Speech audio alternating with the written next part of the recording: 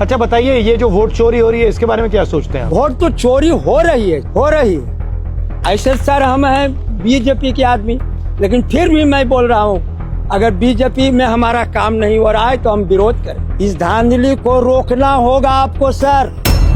तो इसको कैसे रोका जाए? इसको रोका जाए, आंदोलन कीजिए, बहिष्कार कीजिए। और कैसे रुकेगा? लौट जाइए आप एगो काम के लिए, आपका काम नहीं होगा। पैसा है उसके बाद भी डोलिए। ये हालत है, क्या धांधली है यहाँ सर। सोचिए हम 71 साल के हो गए। ठीक, सिर्फ वोट देने से जनता खुश नहीं होगी। हमको काम चाहिए, पार्टी नहीं चाहिए। पार्टी कोई भी जो हमारा काम करेगा हम उसको वोट देंगे। नमस्कार, संतोष की रिपोर्ट में आप सबों का स्वागत है।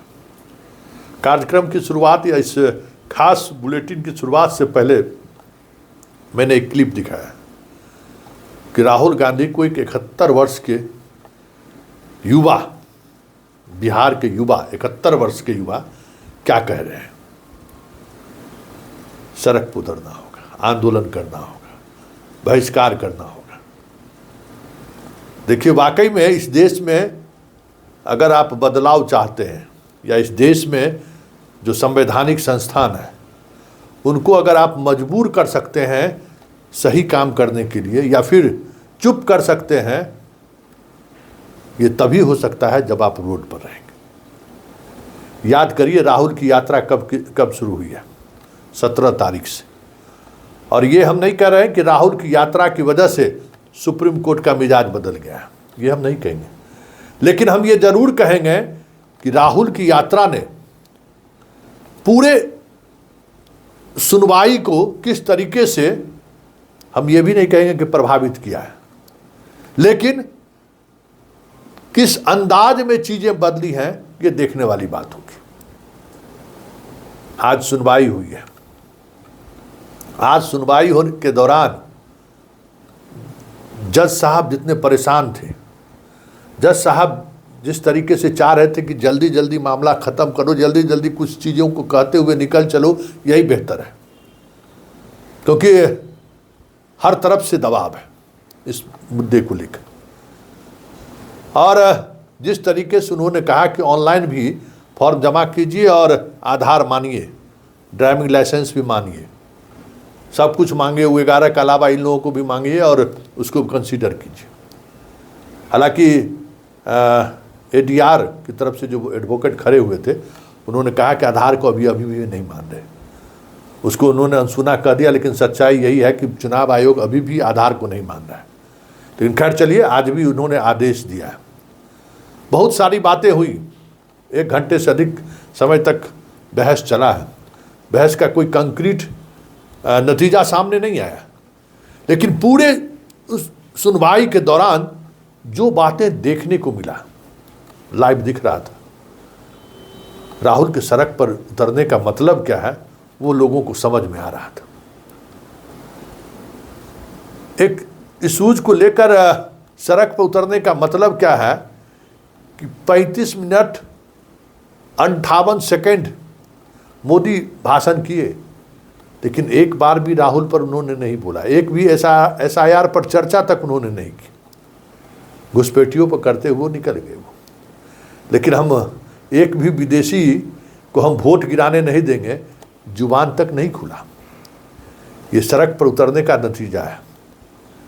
और उस व्यक्ति के उस अनुभव को देखिए, उन्होंने क्या कहा है कि इस देश में जब जब बदलाव हुआ है तो किसी न किसी को सड़क पर उतरना पड़ा है, किसी न किसी को जेल जाना पड़ा है।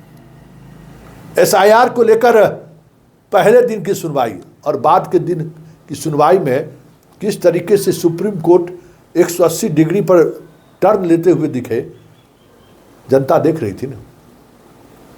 अभी भी स्पष्टता के साथ सुप्रीम कोर्ट कुछ भी कहने से बच रहा है, लेकिन 65 करोड़ मतदाताओं के साथ हम खड़े हैं। इसके लिए पॉलिटिकल पार्टी के लोगों को उन्होंने अवसर दिया है कि आप ऐसे मतदाताओं को सामने लाइए। 22 लाख मृत मतदाता हैं, जिसकी सूची को लेकर अभी भी विवाद है। कितने जिंदे लोगों को इन्होंने मार दिया है। कल हमने भी खबर चलाई थी कि देखिए किस तरीके से इसने मारा है। सवाल ये भी नहीं है, सवाल ये है कि जो मृत है वो जिनका नाम है और जो जिंदा है उनका नाम कटा है, तो उसके जोड़ने का फॉर्म 6 उनके लिए यही तो बात होनी चाहिए थी। जो इलेक्शन कमीशन की लापरवाही की वजह से जिसका नाम कटा है वो फॉर्म 6 क्यों भरेगा भाई? आप जांच करिए और मेरा नाम शामिल कीजिए, एक रिवीजन मतदाता सूची फिर जारी कीजिए। उसको उस पूरे प्रक्रिया में क्यों ऑनलाइन करने के लिए बेचारा गांव का वो बेगूसदा कैसे जो है सो ऑनलाइन जमा करेगा भाई? उसको क्यों परेशान कर रहे हैं?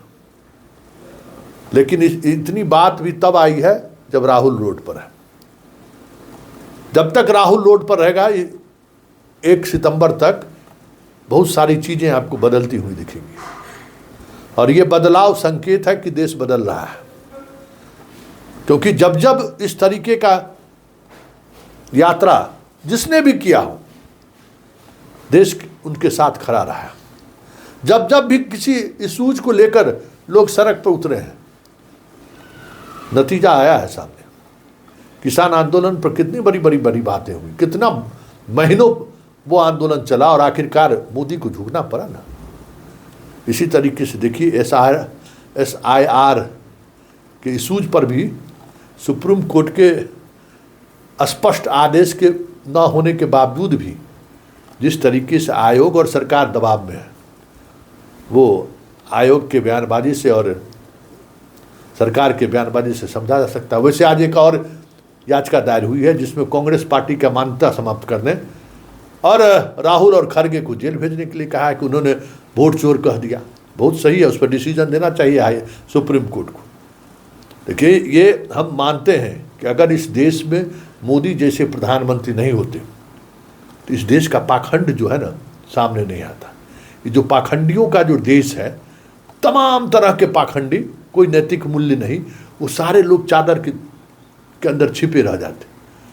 मोदी के आने से वो सारे लोग एक एक कर बाहर निकल रहे हैं, समझ गए? एक एक लगता है जैसे पूरे महफिल में कवाच छीट दिया गया हो। कवाच हम लोगों के यहाँ मिथिलांचल में शादी विवाह में पहले जो नोचते नोचते आदमी का हालत खराब जाता था।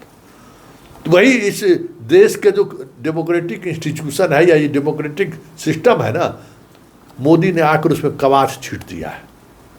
देख लीजिए क्या हालत है। देखिए, कहते थे ना, देखिए सबका चेहरा देखिए किस तरीके का चेहरा है। वाकई में बहुत सारी चीज़ें सामने आई हैं। इसलिए SIR एक ऐसा इशूज है जिसको लेकर नेता प्रतिपक्ष सड़क पर है, और सड़क पर ही नहीं है, जनता से संवाद भी कर रहा है। और ये संवाद सिस्टम पर कितना भारी पड़ रहा है ये सोच लीजिए। कितना दबाव में वो सिस्टम है, फिर भी नज़र मिलाकर कुछ कहने की स्थिति में नहीं है। यही ताकत है जनता की, और इसी ताकत के सहारे यह देश जब कभी भी करवट बदला है, जब कभी भी अंगड़ाई ली है, ऐसे ही नेताओं के सड़क पर आने पर। इसलिए राहुल का इस विषय को लेकर सड़क पर आना, उनकी यात्रा के समापन होते होते बहुत सारी चीज़ें SIR में बदलते हुए दिख जाए तो कोई बड़ी बात नहीं।